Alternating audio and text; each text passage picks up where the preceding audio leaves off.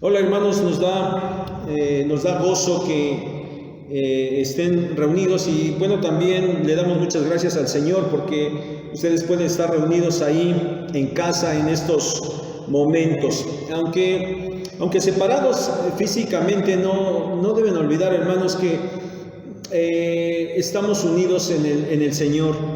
Tenemos la unidad del Espíritu, somos una iglesia y aunque estemos dispersos, estamos unidos, separados físicamente, pero unidos en el Señor, y esto, hermanos, es de gran bendición.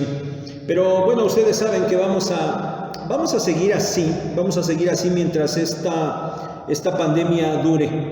Pero pensaba yo en esto y decía yo que de alguna manera estamos experimentando lo que la iglesia primitiva hacía. Ellos no tenían templo. Hermanos, el templo no hace a la iglesia. La iglesia somos nosotros reunidos donde estemos. Y la iglesia primitiva se reunía en casas. Entonces por eso venía a mi mente esto de que tal vez de alguna manera nosotros estamos ahorita experimentando lo que la iglesia primitiva hacía cuando se reunía. Pero hermanos, recuerden lo que les hemos estado diciendo en medio de esta situación. No tengan temor, pero también por el otro lado cuídense mucho. Si por ahí ya saben, hay síntomas, esos síntomas que ustedes ya conocen, que ya han escuchado mucho, bueno, pues vayan al médico y en todo caso hagan lo que el médico les indique. Hermanos, estamos orando, nosotros oramos para que el Señor en su gran misericordia no permita que ninguno de nosotros, ninguno de ustedes, nadie se enferme. Así es de que, hermanos, mucho ánimo, sigan reuniéndose cada domingo en las casas a las 11 de la mañana, tal como lo están haciendo el día de hoy. Miren, teníamos planeado durante las semanas anteriores a la llamada Semana Santa, esos días en los que nosotros recordamos el sacrificio de nuestro Señor, su muerte, su resurrección. En los días previos, en las semanas previas, teníamos planeadas tratar temas que tenían que ver con esta situación. Y bueno, la verdad es que nos vamos a mantener con ese plan. Lo único que hicimos fue hace 15 días, si lo recuerdan, la predicación fue en relación a lo que estábamos viviendo. Pero hace 8 días ya retomamos los temas y hoy lo vamos a seguir haciendo. La predicación de hoy se titula Para servir y dar vida. Para servir y dar la vida. Abran sus Biblias, por favor, ahí en el Evangelio de Marcos. Evangelio de Marcos. No los puedo ver, no sé si ya la tienen o no, pero voy a dar unos instantes. Evangelio de Marcos. Marcos en el capítulo 10. Marcos capítulo 10, y centren su mirada a partir del versículo 32. No empiecen a leerlo, lo vamos a ir viendo todos juntos. Marcos capítulo 10 a partir del versículo 32. Bueno, espero que ya lo tengan. Miren, como se nos dijo la semana pasada, si ustedes se acuerdan, unos 6 meses antes de que el Señor Jesucristo muriera y resucitara, allá en Cesarea de Filipo, Él le pregunta a sus apóstoles cuál es el concepto que tenían acerca de Él. Los apóstoles están convencidos, Pedro responde a nombre de todos, como siempre lo hacía, y ellos están convencidos de que Jesús es el Mesías. Jesús es el Rey esperado por el pueblo de Israel. Pero había una situación. Ellos tenían el mismo concepto sobre el Mesías que tenía todo el pueblo, que venían desde años atrás teniendo respecto del Mesías. Pero ese concepto que tenían no estaba completo. Entonces, los apóstoles, una vez que reconocieron que Jesús era el Mesías, ellos tenían que entender que antes de que se manifestara plenamente en su gloria, Él tenía que morir y resucitar. Esto no fue plenamente entendido por los apóstoles, pero era necesario que a ellos les quedara muy en claro, porque era el motivo principal por el cual el Señor había venido a esta tierra. Ahora vean allí donde les decía Marcos capítulo 10, verso 32. Ellos en este momento ya están a punto de llegar a Jerusalén. Y dice allí que Jesús iba adelante y los discípulos lo estaban siguiendo, pero lo seguían con miedo. Y ahora Él, por tercera ocasión, les recuerda que va a Jerusalén porque Él tiene que morir y al tercer día resucitar. Versículos 32 al 34. Y otra vez se manifiesta esa falta de entendimiento por parte de los apóstoles. Pero ahora se suscita por una discusión respecto a los lugares de honor cuando el Señor se manifieste en su gloria. Versículos 35 al 41. Son Jacobo y Juan los que pretenden tal honor. Ellos quieren ser los que estén en los lugares de mayor preeminencia. Ante tal petición, los otros 10 se enojan. Sí, se enojaron, pero no se enojaron porque estaban conscientes de que la petición de Jacobo y Juan era inadecuada. No, ellos se enojaron por, como lo diríamos nosotros coloquialmente, por el madruguete que les hicieron. Sin duda que todos querían esos lugares de honor, pero Jacobo y Juan se habían adelantado y por eso se enojaron. Los otros 10 también querían esos sitios de grandeza. Pero el Señor aprovecha para seguirlos instruyendo. Versos 42 al 45. Y Él les enseña ahora sobre la contrastante diferencia entre lo que significa la grandeza en el mundo y la grandeza en el reino de los cielos. Los grandes del mundo, les dice el Señor, se enseñorean de las naciones. Y sin duda que eso es lo que estaban pensando los 12 discípulos. Ellos sabían que el Mesías iba a reinar sobre Israel y a partir de ahí en sobre todo el mundo. Entonces los discípulos seguramente que querían enseñorearse sobre Israel y después sobre todo el mundo, sobre las demás naciones. Pero el Señor les dice que en el reino de los cielos la grandeza se determina no por enseñorearse de los demás, sino por servirlos. Versículos 43 y 44. El que quiera hacerse grande entre vosotros será vuestro servidor, y el que de vosotros quiera ser el primero será siervo. Y esta palabra siervo literalmente es esclavo. El Señor les está diciendo, el que de vosotros quiera ser el primero será el esclavo de todos.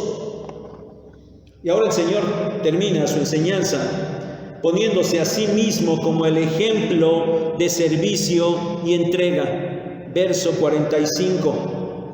Porque el Hijo del Hombre no vino para ser servido, sino para servir y para dar su vida en rescate por muchos. El Señor Jesucristo vino a esta tierra en aquella primera ocasión, hace 2000 años, con el único propósito de morir en la cruz. Este es el acto de mayor entrega en la historia de la humanidad. La vida del Señor Jesucristo fue una vida de total servicio. Y su muerte fue el acto supremo de entrega. Acto que nadie podrá igualar nunca. Meditemos pues en este versículo 45 de Marcos capítulo 10. Y dice este versículo en su primera parte: porque el Hijo del Hombre no vino para ser servido, sino para servir. Permítanme parafrasear un poco lo que el Señor les venía diciendo a sus discípulos. Ustedes quieren los lugares especiales en mi reino, porque piensan que con ello obtendrán grandeza. Pero ese es el pensamiento del mundo, que no aplica a mi reino, pues allí el más grande es el que se hace servidor, aquel que se hace esclavo de todos. Y entonces dice estas palabras del verso 45: porque el Hijo del Hombre no vino para ser servido, sino para servir. Miren, hay una palabra allí en el texto griego que le da un sentido más enfático a esta frase. Y la Biblia de las Américas lo recoge muy bien. Dice la Biblia de las Américas: porque ni aún el Hijo del Hombre vino para ser servido, sino para servir. Miren, de la misma manera, si quieren pueden checarlo, de la misma manera traduce la NBI y la Reina Valera contemporánea. Pero hermanos, notemos la importancia de esto.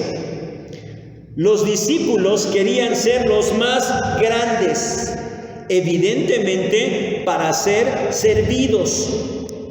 Pero ni aún el Hijo del Hombre, dijo el Señor, refiriendo hacia sí mismo con ese título que empleaba casi siempre, ni aún Él, dijo, vino para ser servido.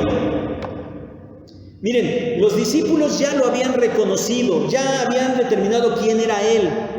Él era el Mesías, Él era el Rey, Él era realmente el más grande y por lo mismo era el único que merecía ser servido. Pero el Mesías Rey les estaba diciendo que ni siquiera Él había venido a la tierra para ser servido, había venido para servir. Y ellos, los apóstoles, lo habían visto, habían estado con Él todos esos años y habían visto lo que Él hacía. Él realmente estaba sirviendo a los demás. Y entonces, ¿por qué sus discípulos estaban pensando en lo contrario? Ante este argumento tan contundente, no podía haber ya nada más. No se trata de ser servido, sino de servir. Estamos en el Evangelio de Marcos. Cada evangelista presenta de una manera muy personalizada, muy especial, de acuerdo al propósito que tiene, presenta de una manera especial al Señor Jesucristo. Y saben, Marcos lo presenta precisamente así, como el siervo. Este versículo del capítulo 10, el 45 que estamos considerando, ¿saben? De cierta manera es la esencia del propósito de Marcos: servicio y muerte.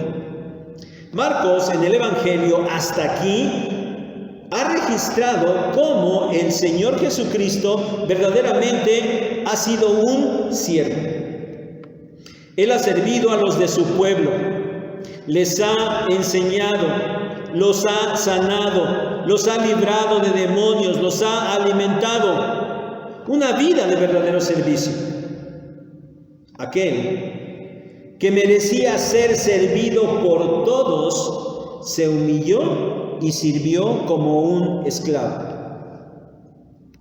Juan capítulo 13 nos narra cómo el Señor se humilló para lavar los pies de sus discípulos aquella noche previa a su crucifixión. Y este pasaje, hermanos, es tremendo. Este pasaje a mí se me hace muy fuerte, realmente me desgarra cada que lo veo. Y es que es un ejemplo muy difícil de seguir. el Señor Jesucristo lavando los pies de sus apóstoles, inclusive los de Judas que lo iba a entregar. Eso es tremendo. Pero hermanos, la enseñanza de Jesús es esa. De eso se trata la grandeza de ser el siervo de los demás. Pero ahora, hermanos, debemos pensar en nosotros mismos. Consideremos qué tanto nosotros reflejamos a los discípulos en aquel momento. ¿Qué tanto estamos pensando siempre en términos de grandeza? ¿Y en términos de grandeza según quién? Muy probablemente, igual que los 12, grandeza según el concepto del mundo. Miren, hoy quizás los grandes ya no necesariamente son solo los gobernantes. O quizás estén incluidos, pero ya no son los únicos. Hoy comparten ese título de grandes con otros, como por ejemplo los grandes empresarios millonarios, los ricos, ellos son grandes en este mundo. Tenemos a los grandes artistas, de la rama que sea, pero principalmente los grandes cantantes, o los grandes actores, pero también tenemos a los grandes deportistas. Todos ellos forman el grupo de los grandes en este mundo actual. Pero, ¿de qué sirve esa grandeza según el mundo? Ahora que estamos atravesando por esta pandemia, ¿dónde están? ¿Dónde están esos grandes según el mundo? ¿Esa grandeza les sirve de algo? ¿No acaso muchos de ellos han sido los primeros en aislarse? Y entonces, ¿esa grandeza es una grandeza real? ¿O no será acaso algo muy superficial, muy vano? Y al final, ¿qué se van a llevar? Pero nosotros hermanos, los seguidores del Señor, ¿qué vamos a hacer con ese ejemplo tan impactante de nuestro Señor? Si el único digno de ser servido se hizo un servidor, hermano, ¿cómo vas a reaccionar tú? Pasemos a la segunda parte de este versículo 45 y propiamente a la segunda parte del Evangelio de Marcos. Como ya dije, hasta aquí, Marcos se ha centrado en presentar al Señor en su obra de servicio y a partir de este versículo en adelante se enfocará en el rechazo, el sufrimiento y la muerte del Señor. Y Él se lo dice a sus apóstoles. Les ha dicho que Él vino para servir. Y en la segunda parte del versículo añade, y para dar su vida en rescate por muchos. Para dar su vida en rescate por muchos. Filipenses capítulo 2, versículos 5 al 8, que ya leímos y también cantamos. Cristo Jesús, aun y siendo Dios, tomó forma de esclavo, se hizo hombre, se humilló a sí mismo, fue obediente y obediente hasta la muerte y la muerte de cruz. El Señor, el infinito Señor, nuestro grandioso Señor, se entregó a la muerte en la cruz. No solo sirvió, también entregó su vida y la entregó en rescate por muchos. Y este, sin duda, es el acto más grande de servicio que alguien haya podido hacer por la humanidad. Nadie, nunca, ni en el pasado, ni en el presente, ni en el futuro, podrá hacer algo semejante. ¿Por qué? Porque quien lo está haciendo es nada más y nada menos que el Mesías, el Rey, el Señor, el Dios hecho hombre, el más grande de todos. Por eso nadie podrá igualar lo que Él ha hecho por la humanidad. Y dijo el Señor que vino a dar su vida en rescate. Véanlo allí, en rescate. ¿Saben? Esta palabra rescate es la palabra que se empleaba para referirse al pago que se daba para liberar a un esclavo. El hombre es esclavo del pecado y está condenado a la eterna perdición. Pero el Señor entregó su vida para pagar el precio del rescate por la humanidad. ¿A quién se debía pagar ese rescate? Pregunta interesante. A Dios. Miren, hay quienes han creído erróneamente que el pago fue hecho a Satanás. ¿Por qué? Pues porque él es el gobernador del reino de las tinieblas, bajo cuyo dominio está el mundo.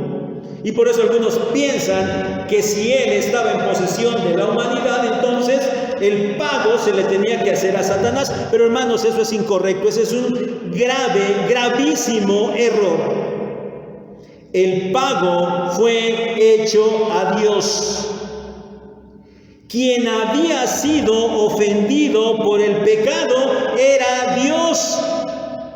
Quien había establecido la sentencia de muerte era Dios. Quien derramaría su ira por causa del pecado era Dios. Sí, Satanás está ahí metido, pero Satanás solo es un instrumento en las manos de Dios. Pero Satanás no es el acreedor.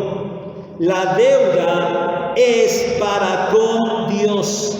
Por eso, el pago del rescate debía ser ofrecido a Dios. ¿Y por qué el Señor Jesús? Porque no podía ser de otra manera. Porque en primer lugar, el Señor Jesucristo en su vida terrenal fue sin pecado. Entonces podía ofrecer un sacrificio perfecto. Pero en segundo lugar, y mucho más importante, porque el Señor Jesús es Dios. Miren, si a Dios había que pagar el rescate, porque Dios era el que había sido ofendido, entonces no cualquier pago podía cubrir una deuda de tal magnitud. Solo podía ser cubierta con un pago de la misma magnitud. Por eso no había otra opción. Dios mismo, hecho hombre, tenía que morir. El Dios hombre pagaría el rescate de muchos. Y dice el Señor que su vida era entregada en rescate por muchos.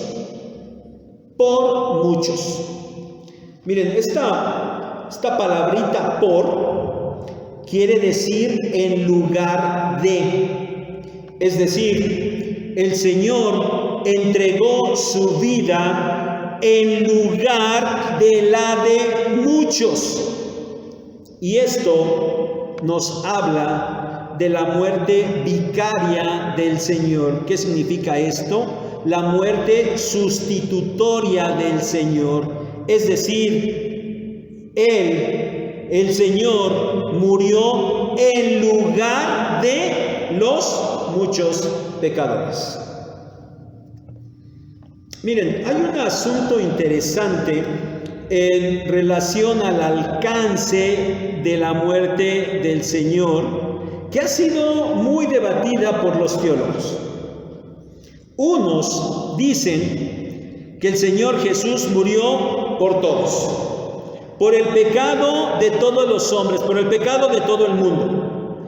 Y otros dicen que el Señor Jesús murió solo por los que habían de ser salvos. Estas palabras finales del Señor en este versículo, que Él entregó su vida en rescate por muchos, han sido empleadas por los que dicen que el Señor no murió por todos, sino solo por alguno, solo por los que iba a salvar. Hermanos, nuestra postura es que al conjuntar toda la enseñanza bíblica, nos parece mejor aceptar que el Señor en realidad murió por todos. Su sacrificio alcanza para el pecado de todo el mundo, aunque la salvación solo aplica a algunos. El rescate fue por todos, aunque se aplica solo a muchos, a los que creen en Él, ciertamente a los que Dios escogió desde antes de la fundación del mundo. Pero hermanos, lo que hoy nos ocupa es que el Señor vino a la tierra para morir y rescatar a los hombres de la esclavitud del pecado.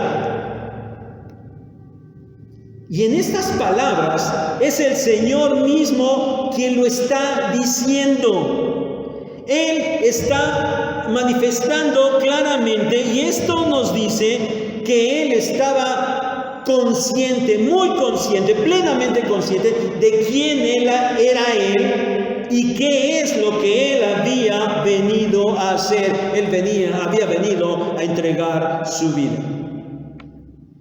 Hermanos, qué grandioso es esto. ¿Qué sería de nosotros si el Señor no hubiera muerto para rescatarnos de la esclavitud y de la condenación eterna? ¿Qué sería de nosotros? Esto es realmente grandioso. Para concluir, hermanos, no puedo desaprovechar lo que estamos viviendo. En estos tiempos de pandemia, seguramente que ustedes han visto algunos videos que se han tomado allá en España o allá en Italia, allá donde la situación está más crítica y donde las personas realmente están confinadas en sus casas, no salen para nada, realmente están allá. Pero creo que han visto esos videos donde las personas están allá metidos en sus casas, pero se asoman desde sus ventanas en los edificios altos, y ellos desde sus ventanas empiezan a hacer mucho ruido y le empiezan a aplaudir a los médicos, a las enfermeras, a los policías y hasta a los barrenderos, quienes aún y con el riesgo del contagio salen a la calle para cumplir con su trabajo de servir a la población. Sin duda que los más aplaudidos son los médicos y las enfermeras, porque ellos, aún y con el riesgo que significa estar dentro de los hospitales con las personas contagiadas, ellos siguen luchando por ellos. Están sirviendo a esas personas y quieren salvar sus vidas.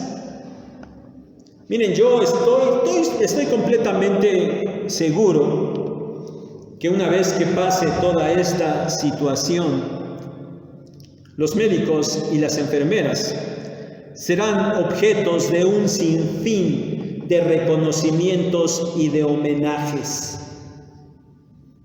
Aquí en México, seguramente que algún hospital será llamado Doctor Hugo López-Gatell, segurito. Hermanos, el mundo está temeroso por contagiarse del coronavirus y por morir. Y por eso reconoce a aquellos que le sirven para preservar su vida. Pero el mundo está cegado. Hay algo peor que el COVID-19. El mundo está contagiado por el pecado, que lo lleva a la muerte eterna. Pero el mundo no lo puede percibir y por eso no se preocupa por hacer algo para salvarse de esa muerte. Pero aunque quisiera, no podría hacer nada. Y sin embargo, tiene el remedio perfecto al alcance de su mano. Nuestro Señor Jesucristo, siendo Dios, se hizo hombre y se humilló a sí mismo y sirvió al hombre y se entregó a la muerte con tal de salvar al hombre de la condenación eterna por causa de su pecado. Pero el hombre no lo reconoce, no lo entiende, no lo acepta, ni le cree y flagrantemente lo rechaza.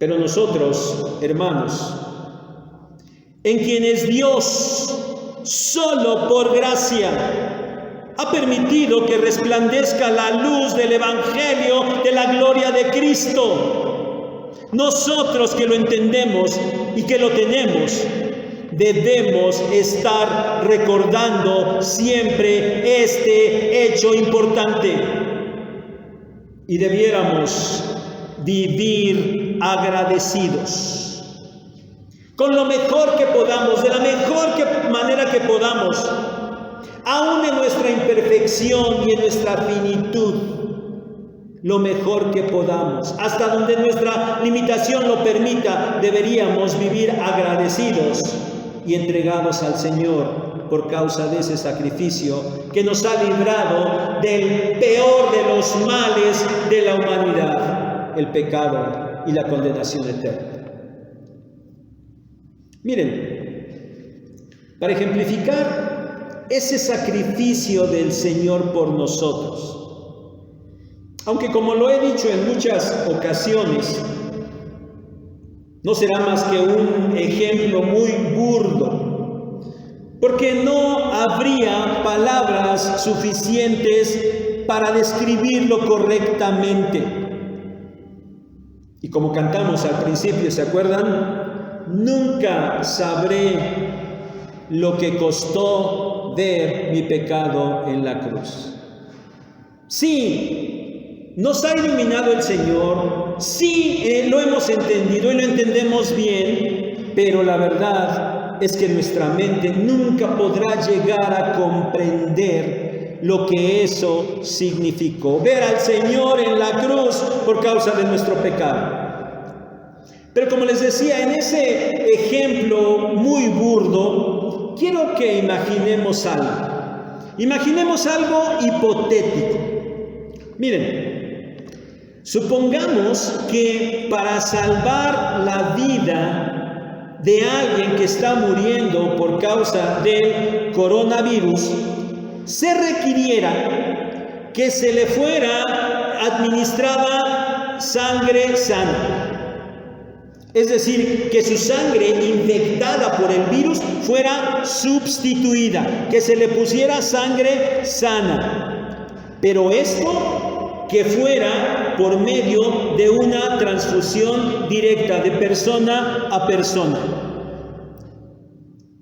Ahora, siguiendo con la hipotética situación, Dado que tu sangre, hermano, está sana, ¿estarías dispuesto a pasarla a una persona que es un delincuente, que no merece ser salvado, que más bien merece morir por sus crímenes?